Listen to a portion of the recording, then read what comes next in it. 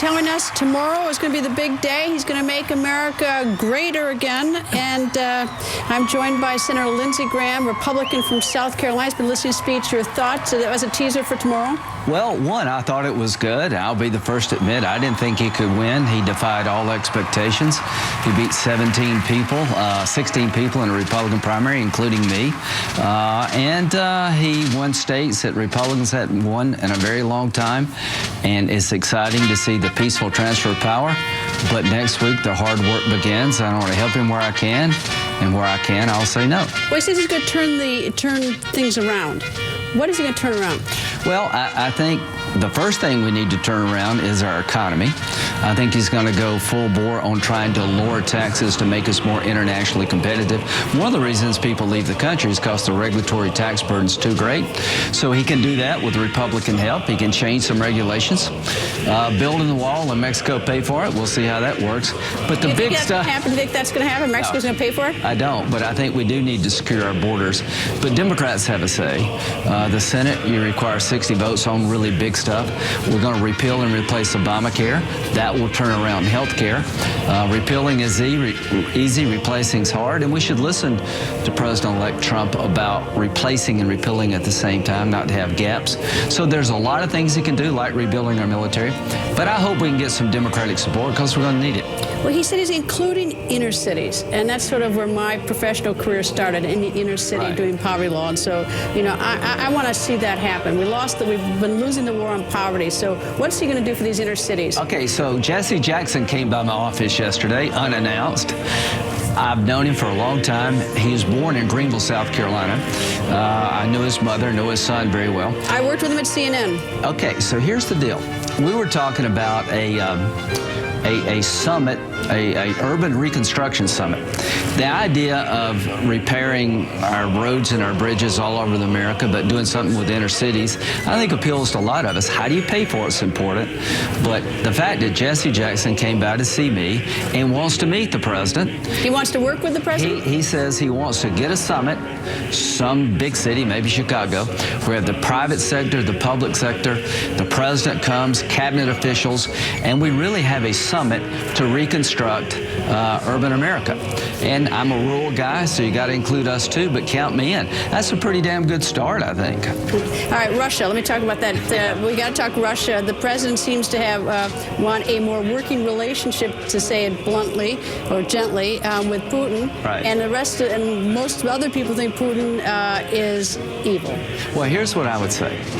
That I am going to do everything I can as Senator Graham from South Carolina to pass additional sanctions beyond what President Obama placed on Russia for their interference in our election. Sounds like President Trump doesn't want that. Well, we will see how that works. I wish he would embrace it. There's a lot of votes in this building right over here to punish Russia. They hacked into the DNC this time. It could be another country hacking into the Republican Party next time. An attack on one party is an attack on all of us. This hacking, I mean, I hate the hacking, but we hacked into Angela Merkel. We hacked into the president of... We didn't? I don't know. All I can tell you, we haven't done this. This is an attack on our democracy. I got it. Don't get me wrong. Don't get me wrong. Not spying. I think that's horrible. I think the hacking is horrible. They're going to pay a price, and I hope Trump will jump on board, because if you want a new relationship with Russia, you better start from a position of strength. Russia is not going to change until Putin is made to change. And I'm looking for a better relationship only after they change. And I should say, in case anyone is looking at the screen, that obviously is the soon-to-be first family, an extended family, and we are listening to the U.S. military singing the fireworks. As good as it gets. That's why I wish Democrats would come to the inauguration. I mean, this is how many people in the world would die to have a moment like this, where you could come and celebrate the transfer of power without a shot being fired. And good for Secretary Hillary Clinton, President Bill Clinton, and the Obamas. Absolutely. They are going to be there, and if anyone's considered the big words, good for them. And you know, Hillary gave us all good advice. Give him a chance. I'm going to give him a chance, but I'm not going to give him a pass when it comes to things that I believe in. If he wants to forgive Russia for what they did to our democracy or tried to do, then I will not be in the forgiving mood. Forgiveness is weakness when it comes to Putin. Look at those spectacular fireworks. Pretty, isn't it? It is. That's our beautiful family. It is. Who would have guessed this, though? Well, let me say this about President Obama. I talked to him today. One of the things I can say without hesitation, he and the First Lady and the First Family represented us in an incredibly classy way, and I appreciate that. Yeah, a lot of people may not agree with them, but you can't deny the fact that they acted with great dignity for the last 8 years. Grace and poise. All right, North Korea. What about Donald Trump, President Donald Trump in North Korea? I think he's going to have a big challenge right off the bat. They're going to restart some of these reactors. Russia is not the biggest threat, in my view, to the United States. It's a big threat to world order. The Iranians, with a nuclear weapon and a missile to deliver it, will put the whole Mideast into a nuclear arms race. The one place he's got to watch early is North Korea. You cannot allow Kim Jong-un to develop an intercontinental ballistic missile that can deliver a warhead to America. One of his biggest challenges will be to back up the statement he made on Twitter. Not going to happen. And if you don't have military option on the table, it will happen. But everyone has said we weren't going to let North Korea become a nuclear power. They've had at least five successful tests. Well, they already have nuclear weapons. They don't have the ability to deliver it to the shores of the United States and to many of our allies. But we let them get that far. Well, you can blame everybody, Republicans, Democrats, for that mistake. But now it's up to Trump. The nightmare of all nightmares is to have a crazy man in North Korea with a missile could hit our shores. The test of President Trump is going to be early on what to do about North Korea. And here's what I predict. If he let North Korea know through China that if you cross certain red lines, then your program's at risk, your regime's at risk, they would stop. If you don't give that clear signal, then they're going to keep going. And with regard to Iran, your thought on that deal with Iran, still opposed to it? Yeah, I think it's a bad deal. Here's what a good deal would look like. Let Iran have a nuclear power plant. Let all the Arabs who want one have a nuclear power plant, but not enrich and reprocess uranium. There are 15 nations who have nuclear power that don't enrich and reprocess uranium. If you allow the Ayatollah the ability to enrich and reprocess uranium, he will one day make a bomb.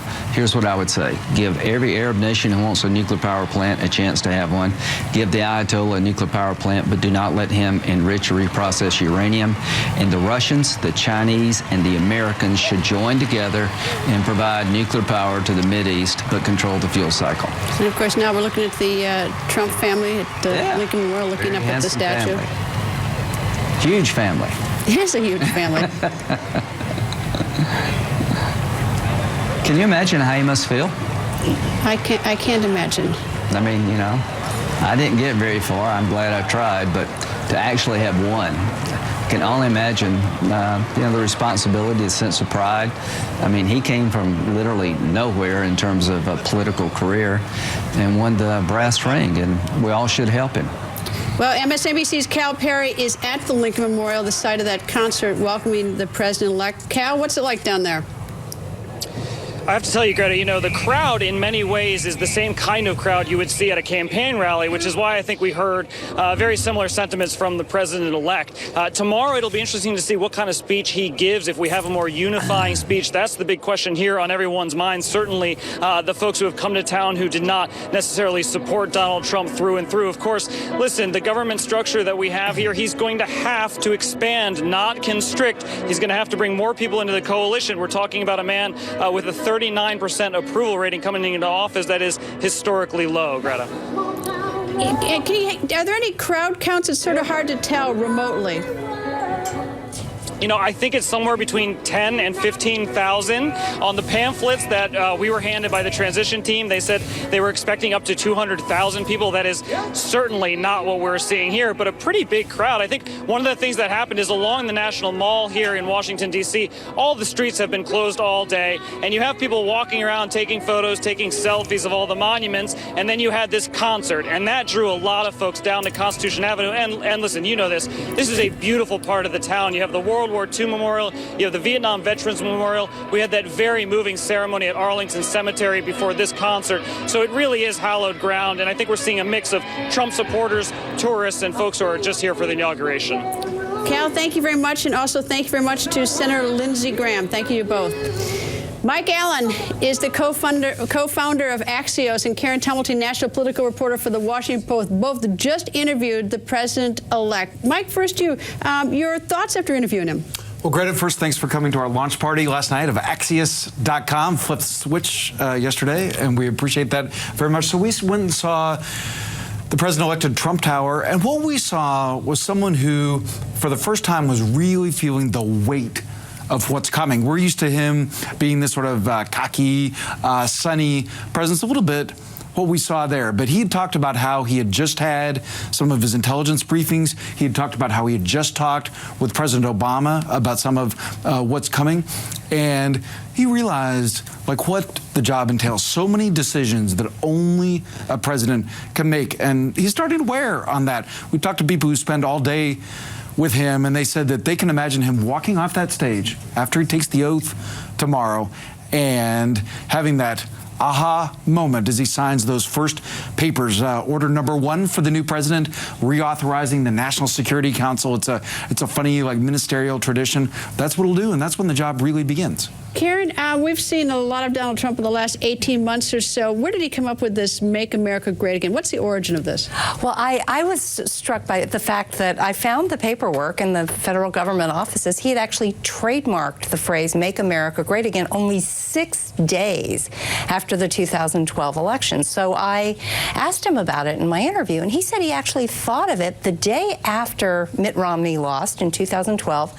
Donald Trump not only decided to run, but he thought about how he was going to run. And typically for Donald Trump, the first thing he decided to do was brand it. So he decided to trademark the phrase. He went through several phrases in his head, and finally Make America Great Again had the right ring. The really funny thing, and I hit him in a very different mood than you did, Mike, because in the middle of our interview, he suddenly thinks of the slogan he wants for his re-election in 2020, and while I was talking to him, he summons in his lawyer to trademark that one with and without an exclamation point. Senator Graham, when's the last time you spoke to him? It's been a while. I'll see him tomorrow. I'm in the phone book. Call me if you need me. I spoke. He's got your number. He's made That's right. He took your phone. He gave out your phone number. You're not going to give him your new phone number, are you? No, we'll see how he does for about 6 months. But Pence was in the office a couple of days ago. You know, listen, we all want to help. I was part of the loyal opposition, but it meant a lot to me that President Obama would call me today and say, listen, we've had our differences, appreciate the effort to work together where we can, and that meant a lot to me. So, you know, I'm kind of a traditional guy. I want to help my president. I want to help my party. But part of my job is going to be to stand up for what I believe when it comes to foreign policy. I've spent a lot of time thinking about this stuff. I think he's right about North Korea. I think he's right about Iran. I think he's got Russia completely backwards, and we'll see what happens. Do you think that he has a sense of what it's like to work with Capitol Hill? Because working with Capitol Hill is like herding cats in many ways. It makes the cat herding look easy. We got to get 60 votes, and you got everybody over there wanting to get reelected. Republicans are worried about primaries. Democrats are worried about how nasty I need to be to keep from having a primary. And he's got a skill set of bringing. He's really a fun guy to be around. I would advise him to do something Obama didn't do a very good job of, bringing people down to the White House and getting to know them. Bring their kids, bring their grandkids, show them around the building. Actually, he has a skill set bringing people together on an individual basis. Stop tweeting and start talking. Greta, though, and Senator, you hear people on the tweeting, you hear people talk about the digital bully pulpit and what potentially a powerful tool that is for him. Calling in President, as Senator, as you suggest, so little was done in this administration. Calling a senator, calling a member, and you can threaten them. You can say, if you're not going to vote for my infrastructure package, I'm going to tweet that you're trying to keep me from making America great again, exclamation mark. Or I can tweet that you are helping me make America great again. And he's so conscious of the metrics of this. I think he just passed 20 million Twitter followers. It's like the only person with more than you, Greta. And he was talking about how he has 80 million across all his social platforms. Can I make a point about this? When you're at 40%, you're not going to threaten a lot of people. The best way to be a strong president is have the people behind you. President-elect is not being viewed very well.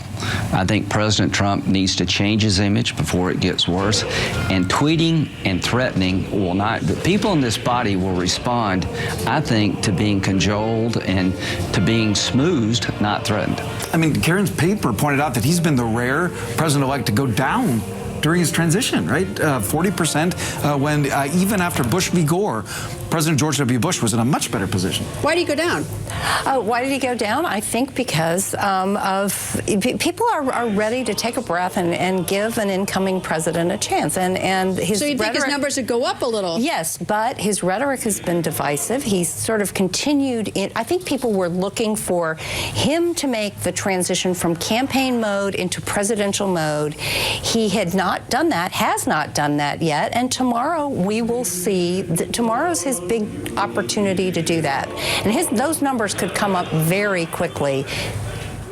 But here's why that's going to be hard. And you talk to the people who are around the president-elect all the time, and what they say is that what he's been doing has been working for him. And so he's very reluctant to change or unwilling to change, and it's tough to answer him when he says, look, I made it to here. I'm reminded of an expression that President George W. Bush had when some smarty-pants young person would try and tell him what to do. He'd always say, if you're so smart, how come I'm the president? And Trump is doing that a little bit. We're going to get executive orders probably very quickly. What do you expect? Yeah, well, okay, he's made a lot of promises like most presidents do. Now reality sets in.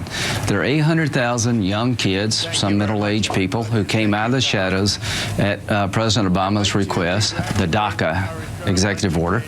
Trump said it was illegal. I agree. But if he repeals the executive order and throws these kids back into the shadows, his numbers are going to drop even more. I have a bill with Durbin to give him a 3-year legal status until we fix immigration. And we should point out, with Durbin means with the other side of the aisle. Yeah. This is a bipartisan bill. I mean, Yeah, that's it you would can't get a just lot say of with votes. Durbin. This, I mean, anytime we have the two sides of the aisle working together. Honest. What did he tell the young lady? He said, what are you going to do to me and my daughter? You're not going anywhere. Nobody wants a crook. But President Obama has brought these people out of the shadows. They raised their hands. Here I am. So if the Republican Party says you're back in the shadows, it'd be a disaster. So reality's going to set in. Building the wall and getting Mexico to pay for it's probably not going to happen. You're going to need 60 votes on the big stuff. And let me tell you about Donald Trump. He's incredibly charming, and he's nobody's fool. So tweeting and pressure makes some sense. But what's been unused for the last 8 years is the power of the office itself. The worst critic of any president melts like butter when they're in the Oval Office, at least for a period of time. I've been there. Well, I think, though, it's been interesting to see him lay down a few markers. For instance, he says healthcare repeal and replace has to happen at the same time. He wants the drug companies to actually engage in negotiations for what kind of prices Medicare and But how Medicaid. could anyone oppose that? I mean, how could anybody oppose getting lower drug prices with competition, except for if you're a lobbyist for the big pharma? But pharma has rolled everybody who has tried to do it in the past. And when he's talking about they've ruled it by how? By donations to parties.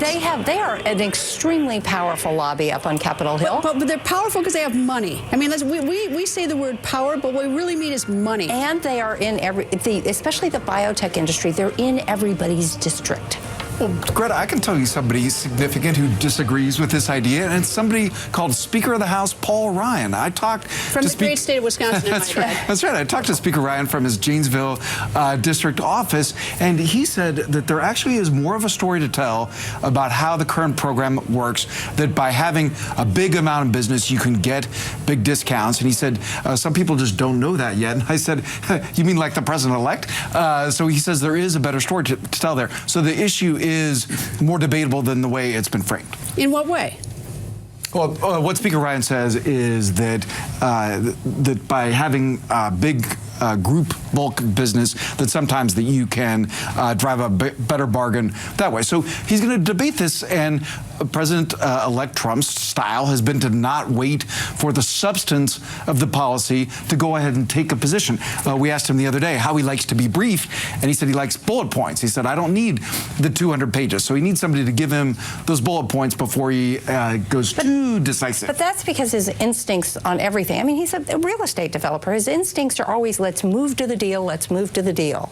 Yeah. Senator Graham, thank you. Well, can I give you one example? The F-18 can't replace the F-35. It's a non-stealth aircraft. You can lower the cost of F-35, and he's trying to do that, but you can't replace it with the F-18. That stuff really does matter, but the fact he's trying to drive down cost is a good thing. Senator Graham, Mike Allen, Karen Tumblety, thank you all very much. Congratulations on the show, Greta. Thank you very much. I hope you all come back. Earlier